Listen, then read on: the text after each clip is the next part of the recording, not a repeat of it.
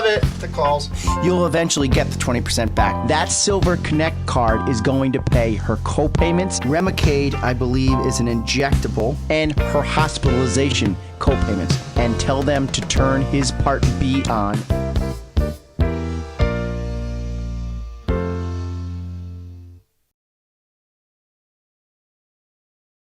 All right, we're ready to rock and roll. Producer Tom, thanks for the cue, baby. It's hard to do a full-time job, have an acting gig at the night, do cupcakes, and try to run the radio show. So Producer Tom's got to keep me on track. He's like, let's go, stop texting. I got Producer Nick in the studio. If anyone hasn't seen the YouTube page, you've got to look at it. The guest we had in last week, Producer Nick, says, you know, I listen to the show all the time. I hear you say Producer Nick. I had no idea it was that Nick. I said, he's talented. He is. So we are going to have a traditional Mattatuck Minute. I have a colleague of mine, Michael Gaudino, calling in. I have Sweet to the Sweets calling in. Two very intelligent women out of Cheshire calling in. First of all, to the cover, to the FBI. So proud to be an American. The way they handled that in under a week is incredible. Obviously, we all are on camera, but is that a bad thing? You know, I really don't do anything wrong. Kiss my beautiful wife, hug the twins, and that's maybe not a bad thing because they did catch those two brothers, and I'm not a conspiracy theory person. They were guilty, and it was just nice to see. I'm very proud to be an American. The United States did a great job on that, so enough said on that. I'll take my coat off in a little while. I was wearing my American flag pin to show pride. And I guess I can put the flag back at half-mast. I go put it back up right now, right? Maybe you want to just Google that during the show. Any callers who would have knowledge of this, I did put it back up today. I hope I'm not putting it back up too quickly. We're going to do the Mattatuck Minute. Right now we're going to take Stephanie Harris. Michael Regan, how are you? How are you? Good, no complaints at all. Good. Another fantastic job with the marketing piece you put out. There was the postcard with the tour May 4th or something like that, right? Yeah, absolutely. Thank you. I think I give you credit for that. Thank you very much. Well done, Stephanie. Yeah, we've got actually 2-day trips coming up. Okay. May 4th, there's a trip to Sharon, Connecticut, where Eric Forsman's studio is, as well as the Granary. The Granary is really special because it's kind of a behind-the-scenes private collection that we've made arrangements to tour. So that's something that the public can't easily access by themselves. No way.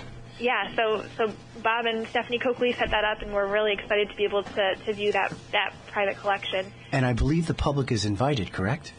Yes, absolutely. Yeah, that's so if you're listening out there and you want to get a little arts and culture, not by just going to the museum, which was well attended last Sunday, by the way, but by maybe taking a bus trip, go ahead and tell us what your Mattatuck Minute has on the agenda for today.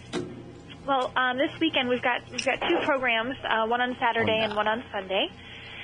Saturday is a national program. It's called Slow Art Day, and it's really interesting because it takes the concept of slowing down. You know, everyone goes a million miles an hour on a daily basis. I wouldn't know anything about that. Of course, Mike, you're the spinning image.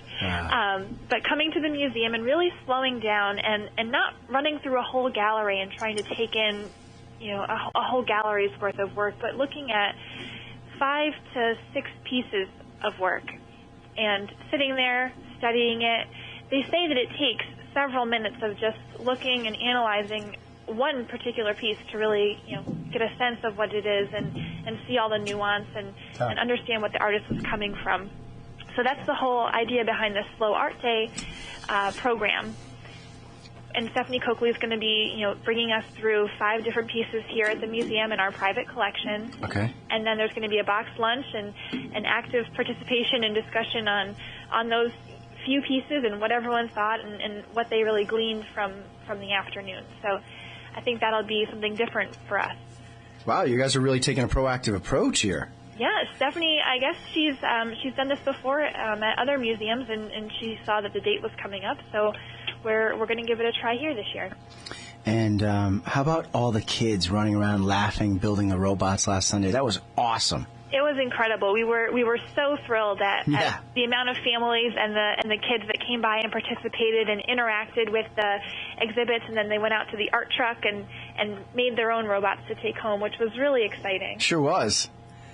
The beautiful photographer in the hallway on the second floor, she was nice. Her name?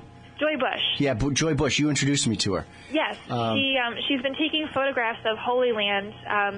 The Holy Land, is it amusement park, or I'm not sure what we're calling it, but Holy Land. Just Holy Land of that area of Waterbury for about 20 years, and it's actually some of the photos you can see how the slow decay of some of those structures and the area up there has come through. So it's very sad. Really the people that live in that area are such good people. I'm sure they're totally disappointed with how it's deteriorated. Yeah, but I agree. And seeing those images really brings to light the amount of work that went into it, and to see how it's slowly... Incredible craftsmanship. The photos were great. They were beautiful. And then and the guy fabricated those robots out of different things. I mean, he took the erector set and really made a lot of old lights and old coffee cans. I saw it. It was pretty cool. Oh, yeah, he takes everyday objects and molds them into these very, very cool robots. So if you haven't gotten over there, make sure you make a trip over to the museum. Eric Forsman's still up, everything and nothing.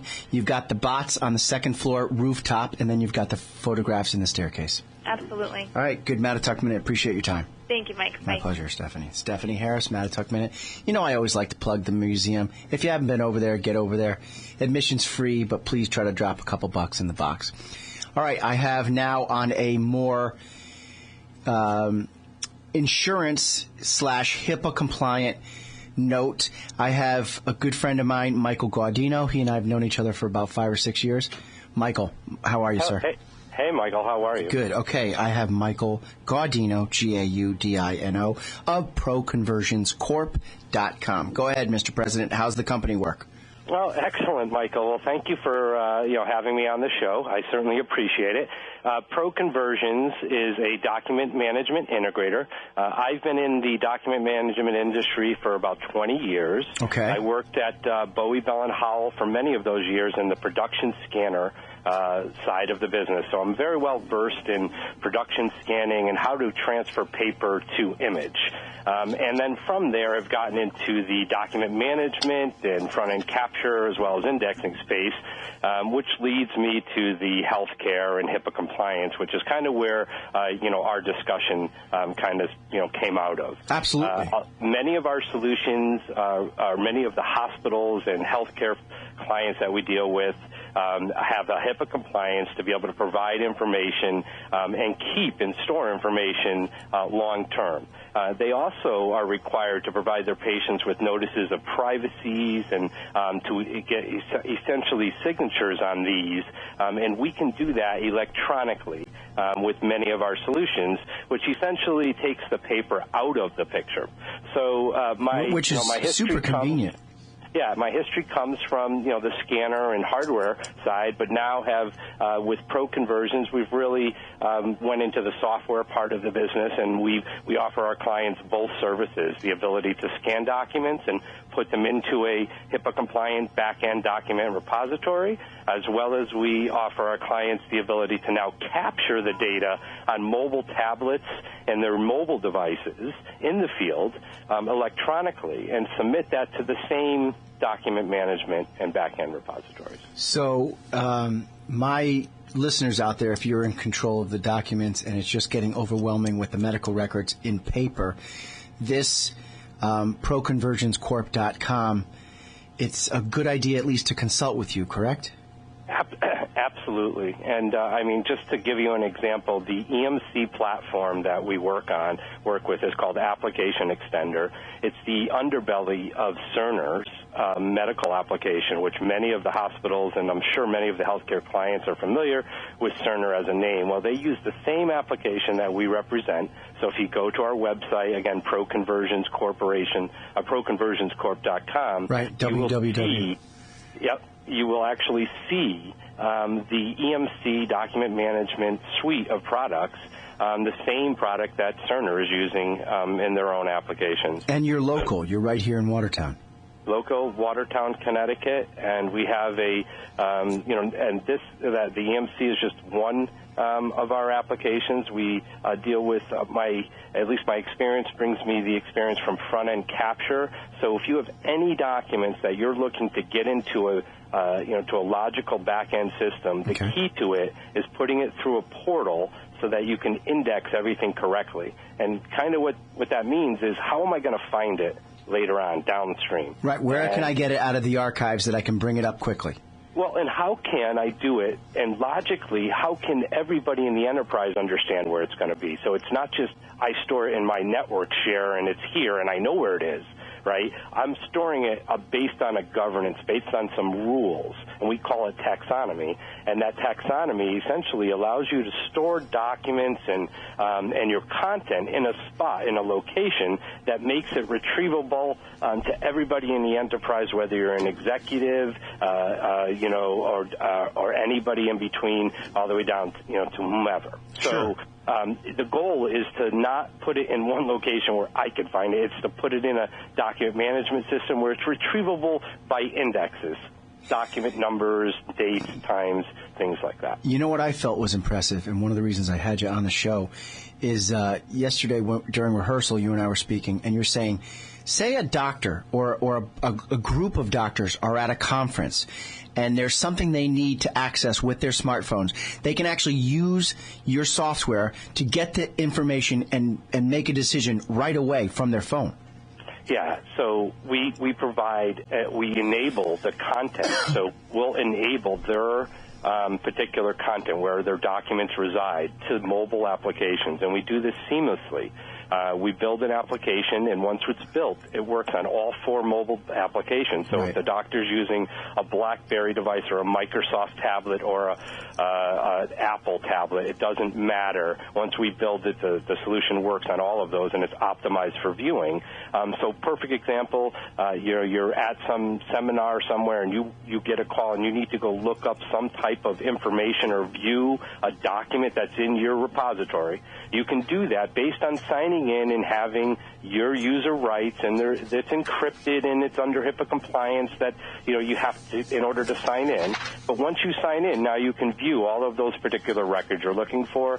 So essentially mobilizing the content. It's called mobility of content. And I'd be happy to speak with anyone out there that's interested in learning more about these types of products and applications. I've been an expert in the industry for the better half of 15 years, and have worked as a consultant for 20. So, Mike, anything else that, I'd love to talk about this stuff. So the most important thing is, how do they reach you? They can reach me at area code 860-945-1129. So again, 860-945-1129 is our main office line, and always can come to our website, which is ProConversionsCorp.com. Beautifully done, Michael Gaudino. All right, go write some program, and good luck with the conference call at 1:30. Thanks again, Mike. Talk to you soon. Great afternoon. Bye. Okay. Commercial break. Let's plug the sponsors. I know you're not loving this, but I will get to some topics as soon as we're back from a break. Talk to you later, Michael Regan.